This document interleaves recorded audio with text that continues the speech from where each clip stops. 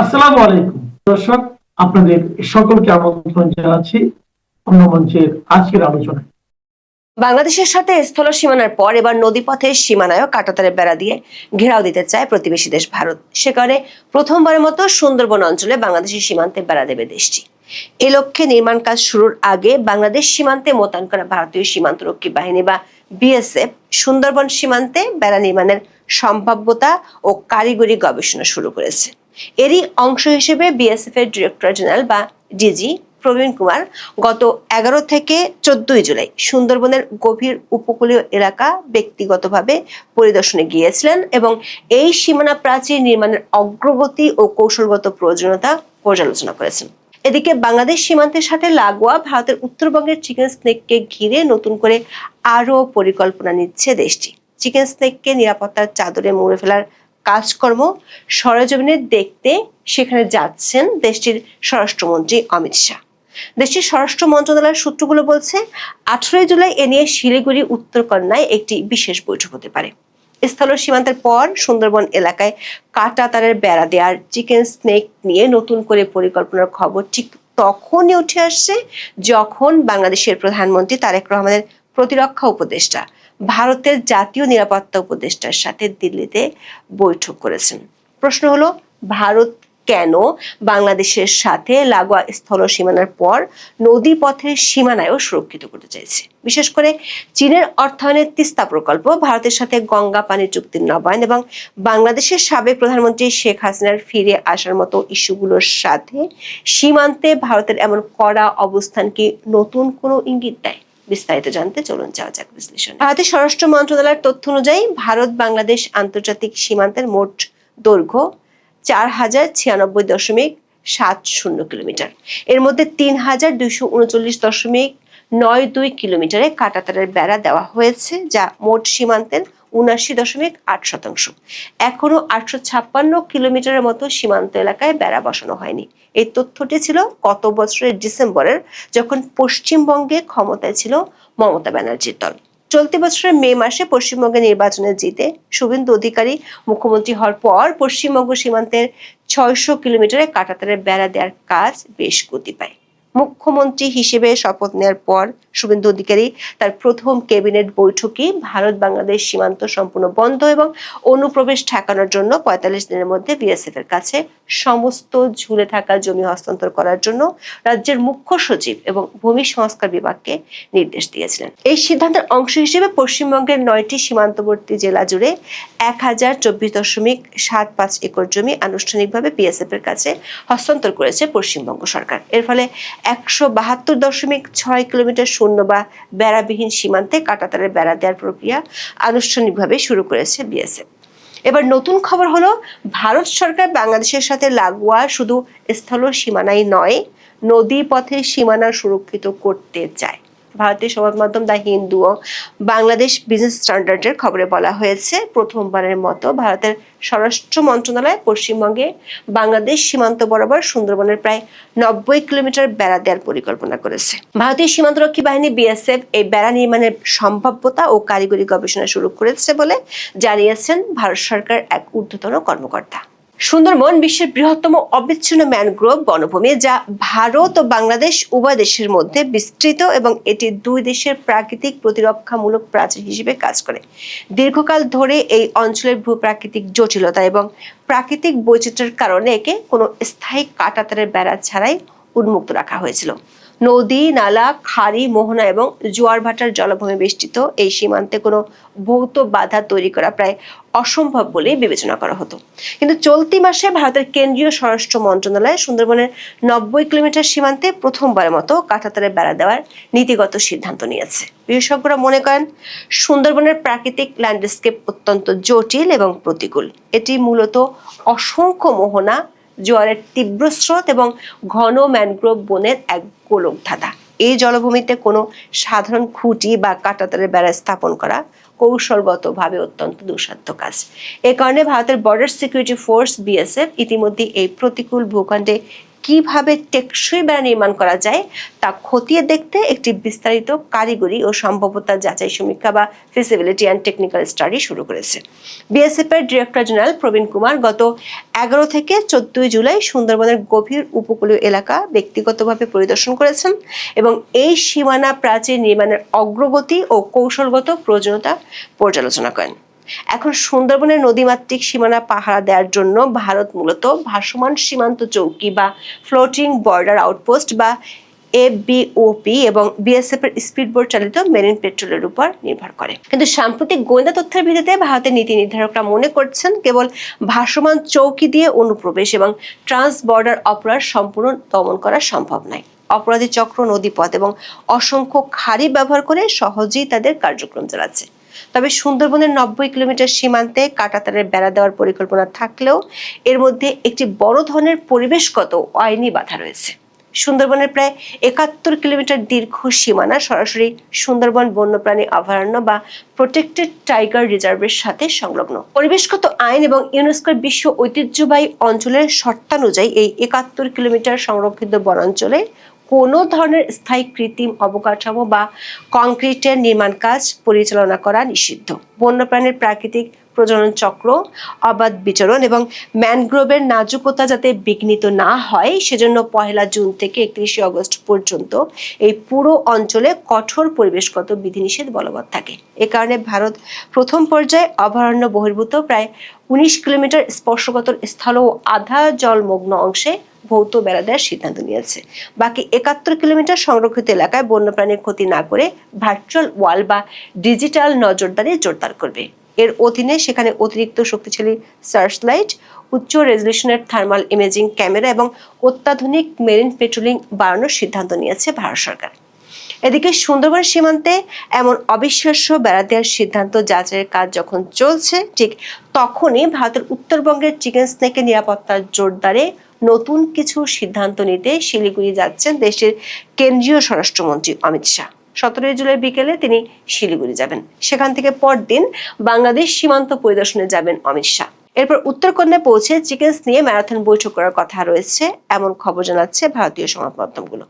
দর্শক, পশ্চিমবঙ্গের উত্তর অংশের শিলিগুড়ি করিডোর ভূ রাজনৈতিক পরিভাষায় যাকে চিকেন স্নেক বলা হয়, এই চিকেন স্নেককে ভারতের জাতীয় নিরাপত্তা কৌশলের সবচেয়ে সংবেদনশীল এবং দুর্বলতম বিন্দুও বলা হয়। এই করিডোরটি মূলত 60 কিলোমিটার দীর্ঘ এবং এর সংকীর্ণতম অংশে প্রস্থ মাত্র 17 থেকে 22 কিলোমিটার। এটি ভারতের মূল ভূখণ্ডের সাথে উত্তর পূর্বাঞ্চলের 8টি রাজ্যকে সংযুক্ত করার একমাত্র স্থল সেতু বা লাইফলাইন। এ কারণে এটিকে একত্রে 7 সিস্টার্স বলা হয়। শিলিগুড়ি করিডোরের ঠিক উত্তরে আছে চীনের তিব্বত স্বায়ত্তশাসিত অঞ্চল এবং ডোকলাম মালভূমি। 2017 সালে ডোকলাম সংকটের পর থেকে ভারতের সামরিক পরিকল্পনাবিদদের আশঙ্কা হলো সম্ভাব্য কোনো চীন ভারত যুদ্ধকালীন পরিস্থিতিতে চীনের পিপলস লিবারেশন আর্মি যদি উত্তর দিক থেকে মাত্র 130 কিলোমিটার অগ্রসর হয়ে এই সংকীর্ণ করিডোরটি অবরুদ্ধ করে ফেলতে পারে, তাহলে পুরো উত্তর পূর্ব ভারত এবং সেখানকার প্রায় 5 কোটি মানুষ মূল ভূখণ্ড থেকে সম্পূর্ণ বিচ্ছিন্ন হয়ে পড়বে। সে কারণে এই করিডোরের নিরাপত্তা নিয়ে ভারতের দুশ্চিন্তা আছে। বিশেষ করে বাংলাদেশের 24 আগস্টের রাজনৈতিক পট পরিবর্তন এবং তারপর বাংলাদেশে ভারত বিরোধী প্রচারণা বেড়ে যাওয়ায় দেশটির সরকার চিকেন স্নেকের নিরাপত্তা নিয়ে নতুন করে ভাবতে শুরু করে। ভারতের সামরিক বিশেষজ্ঞরা মনে করেন শিলিগুড়ি করিডোরের ঠিক দক্ষিণে আছে বাংলাদেশের রংপুর বিভাগ। বাংলাদেশে যদি ভারত বিরোধী গোষ্ঠীর তৎপরতা বাড়ে তাহলে এই করিডোরের নিরাপত্তা বিঘ্নিত হতে পারে। এ কারণে শিলিগুড়ি করিডোরের তাৎক্ষণিক প্রতিরক্ষা জোরদারের জন্য ভারত সম্প্রতি বাংলাদেশ সীমান্ত সংলগ্ন এলাকায় 3টি নতুন সামরিক গ্যারিসন বানিয়েছে। পাশাপাশি সেখানে ত্রিমাত্রিক বিমান প্রতিরক্ষা ব্যবস্থা মোতায়েন করেছে। S-400 ট্রাম, AMRSAM এর মতো ড্রোন ধ্বংসকারী ক্ষেপণাস্ত্র এখানে মোতায়েন করা হয়েছে। শিলিগুড়ির প্রতিরক্ষা ব্যবস্থায় এরই মধ্যে রাফাল ফাইটার এবং ব্রহ্মস মিসাইল মোতায়েন করা হয়েছে। এমনকি ভারতীয় রেলওয়ে শিলিগুড়ি করিডোরে একটি 35 কিলোমিটার দীর্ঘ মাটির তলদেশ দিয়ে আন্ডারগ্রাউন্ড বা পাতাল রেল লাইন তৈরি করছে। এই পাতাল রেল লাইন বানানো হচ্ছে যদি কখনো ভারী বোমা হামলা বা কামিকাজের ড্রোন হামলার শিকার হয় তখন নিরাপদে ভারী সাজোয়া যান ও গোলা বারুদ সীমান্ত অঞ্চলে পৌঁছে দিতে পারবে ভারত। ভারতীয় গণমাধ্যমের খবরে বলা হয়েছে, এসব নিরাপত্তা কার্যক্রম তদারকির পাশাপাশি নতুন কিছু সিদ্ধান্ত নিতে দেশটির কেন্দ্রীয় স্বরাষ্ট্রমন্ত্রী অমিত শাহ শিলিগুড়ি যাচ্ছেন। এর মধ্যে ভারতের সেনাপ্রধান জেনারেল ধীরাজ শেঠ এবং ইস্টার্ন কমান্ডের শীর্ষ কর্তারা এই শিলিগুড়ি করিডোরের প্রবেশদ্বার হিসেবে পরিচিত বেংডুবি সামরিক স্টেশন পরিদর্শন করেছেন এবং সামরিক প্রস্তুতি ও নজরদারি ব্যবস্থা খতিয়ে দেখেছেন। আবার মিয়ানমারের প্রেসিডেন্টের ভারত সফরের পর বাংলাদেশের মিয়ানমার সীমান্তে ভারতের কালাদান প্রজেক্টের কাজ নতুন করে শুরু হয়েছে। বাংলাদেশ সীমান্তবর্তী এলাকাগুলোকে ঘিরে ভারতের এমন তৎপরতার খবর এমন এক সময় উঠে আসছে যখন বাংলাদেশের প্রধানমন্ত্রীর প্রতিরক্ষা উপদেষ্টা অবসরপ্রাপ্ত brigadier general AKM Shamsul Islam ভারতের জাতীয় নিরাপত্তা উপদেষ্টা অজিত দোভালের সাথে বৈঠক করেছেন।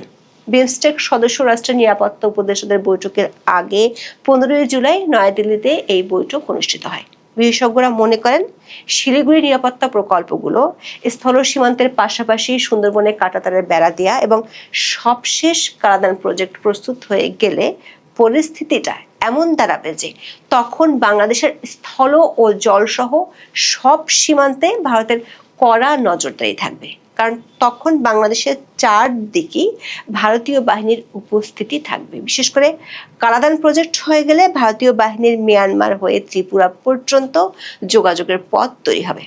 বিশেষজ্ঞরা মনে করেন, গত 2 বছর ধরে ভারতের সাথে বাংলাদেশের সম্পর্কের অবনতির প্রেক্ষিতে বাংলাদেশকে ঘিরে ভারতের চারপাশে নিরাপত্তা ও প্রতিরক্ষা ব্যবস্থার বলয় জোরদার হচ্ছে। যেমন নোটিশ দিয়েছিলাম, সেই অনুযায়ী আমি একটা গুরুত্বপূর্ণ খবর দেবো আপনাদের। এটাকে মোটেই হেসে উড়িয়ে দেবেন না, প্রথমেই আমি বলে দিলাম যে অনেকদিন ধরে এই খবর শোনা যাচ্ছে, এবারও একটা খবর আমি পেলাম। আগের খবরের সঙ্গে এই খবরের কিন্তু কোনো মিল নেই, আমি আগে বলে দিচ্ছি। সুতরাং এই খবরটাকে যদি আপনারা কোনোভাবে এড়িয়ে যান বা মশকরার মতো করে নেন, তাহলে বিপদ কিন্তু আপনাদের। আমি এটা প্রথমেই পরিষ্কার করে দিলাম। ভিডিওটি পুরো দেখুন এবং তারপরে আপনাদের মতামত আমি সবার জন্য খুলে রাখলাম। আপনারা আপনাদের মতামত আমাকে জানাবেন। এক হচ্ছে, বাংলাদেশের ওপরে একটা সার্জিক্যাল স্ট্রাইক হবে। সেটা কবে হবে আমি জানি না, কিন্তু যে কোনো দিন হবে। মোটামুটি আপনার 5টি জায়গায়। তার কারণ, ব্যাখ্যা, আমেরিকার ভূমিকা সব আমি বলবো আস্তে আস্তে। এই জায়গাগুলো হলো 1 রংপুর, 2 হচ্ছে সিলেট এবং 3 হচ্ছে চট্টগ্রাম। এই যে সার্জিক্যাল স্ট্রাইকটা হবে, এই সার্জিক্যাল স্ট্রাইকটা কিন্তু সম্পূর্ণ প্রিসিশন স্ট্রাইক হবে, যেটা পাকিস্তানের ক্ষেত্রে হয়েছিল। লস্করে তৈবার এবং আরো যে সমস্ত সংগঠনগুলো যাদের ওখানে ক্যাম্প ছিল, সন্ত্রাসবাদীদের ক্যাম্প ছিল, সেখানে যেরকমভাবে মারা হয়েছিল, এখানেও সে একইভাবে মারা হবে। এখন এই 3টে অঞ্চল কেন? এই রংপুরে আপনার 2টো টেররিস্ট ক্যাম্প হয়েছে, সিলেটে হচ্ছে আপনার 3টে, তাহলে 2টো আর 3টে 5টা, আর চট্টগ্রামে হচ্ছে 2টো, তাহলে 5 3 দিয়ে 5 আর দিয়ে 7। এই 7টি জায়গায় আপনার এয়ার স্ট্রাইক হবে, সার্জিক্যাল হবে। সাধারণ মানুষের যাতে কোনো ক্ষতিগ্রস্ত না হয় সাধারণ মানুষ, তার জন্য প্রিসিশন স্ট্রাইক যাকে বলে, যেটা পাকিস্তানের ক্ষেত্রে করা হয়েছিল, পুরো গুঁড়িয়ে দেওয়া হয়েছিল এবং সমস্ত সন্ত্রাসী মারা গিয়েছিল। বাংলাদেশের ক্ষেত্রেও তাই হবে।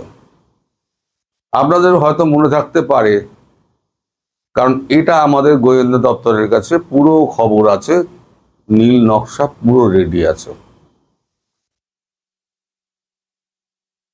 আপনাদের হয়তো মনে থাকতে পারে যে DGISPR পাকিস্তানের, খুব সম্ভবত আসিম মালিক, খুব সম্ভবত তিনি বাংলাদেশ ভিজিট করে গেছিলেন এবং তিনি রংপুর, লালমনিরহাট, এদিকে সিলেট, চট্টগ্রাম তিনটেই ঘুরেছেন এবং সেনাপ্রধান এবং অন্যান্যদের সঙ্গে তিনি দেখা করেছেন, দেখা করে কথাবার্তা বলেছেন। তারপর থেকেই ভারত তককে তককে আছে। এদেরকে ট্রেনিং দিচ্ছে পাকিস্তান ফ্রন্টিয়ার কোর্সের 17 ফ্রন্টিয়ার কোর্সের 116 জন সেনা। এদেরকে বলা হচ্ছে যে চট্টগ্রাম দখল করে নেওয়া হচ্ছে, রংপুর দখল করে নেওয়া হচ্ছে, তোমরা প্রতিরোধ করবে কি করে। অনেকটা ISIS মডেলে মানব বোমা কি করে বিস্ফোরণ করানো যায়, কি করে চোরাগোপ্তা আক্রমণ চালাতে হয়, স্নাইপার ডিলিং কি করে করতে হয়।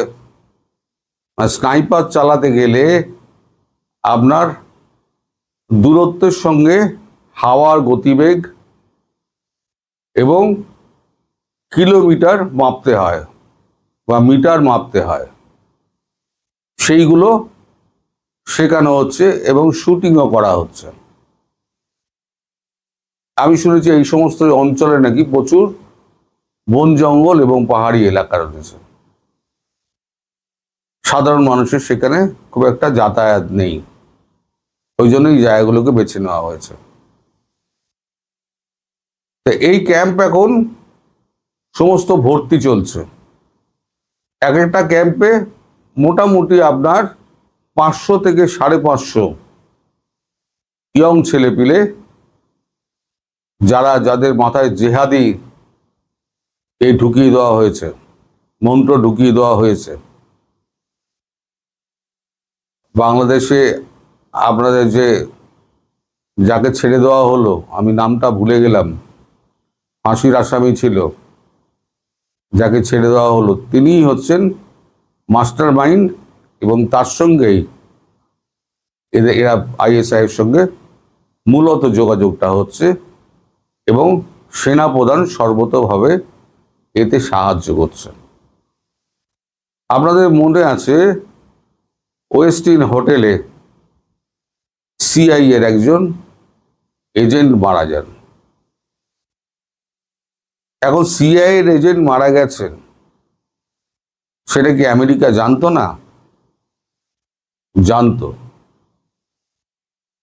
কিন্তু খবরটা তাড়াতাড়ি যদি, কারণ প্রতি 1 ঘন্টা 1.5 ঘন্টা অন্তর অন্তর তাদের সঙ্গে যোগাযোগ করা হয়, কমিউনিকেশন যেটা অফ না হয়। যখন একদিন কমিউনিকেশন অফ হয়ে গেল, তখনই বুঝে গেল যে তাকে ফেলে দেওয়া হয়েছে এবং তার সঙ্গের লোকটি যেটি ছিলেন তাকে পাহারা দেওয়ার জন্য, সেই ঘটনার পর তড়িঘড়ি ব্যাগ গুছিয়ে সোজা আমেরিকার পথে চলে যান। এখনো CIA এর লোকজন কিন্তু ঢাকার বুকে রয়েছে। কোথায় রয়েছে না রয়েছে সে সমস্ত খবরও আমরা জানি। এই যে আপনারা দেখছেন যে সার্জিও গোর, তিনি গিয়ে আমাদের দীনেশ ত্রিবেদীর সঙ্গে দেখা করছেন, এখানে এসে বারবার কথা বলছেন, আসলে পুরো খেলাটাই খেলছে ডিপ স্টেট। এখানে কিন্তু ট্রাম্পের কোনো হাত নেই। প্রেসিডেন্ট হলে কি হবে, আসল হচ্ছে গিয়ে ডিপ স্টেট।